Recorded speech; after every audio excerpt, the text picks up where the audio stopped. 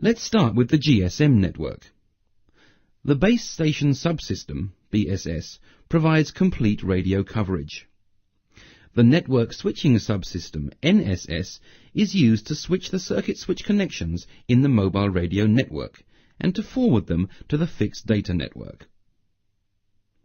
With the introduction of GPRS, the GSM networks are being enhanced for the transmission of higher data rates.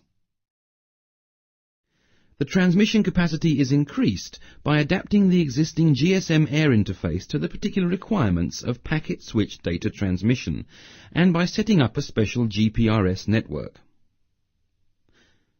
In the next step, the UMTS standard will be implemented by setting up a subsystem for UMTS radio coverage, the UTRAN. With its reserved transmission bandwidths and its new transmission methods at the air interface, it will overcome the limitations that are characteristic of GSM. The subnetwork for transmission and switching, the core network, CN, is based on the two independent subnetworks we already know.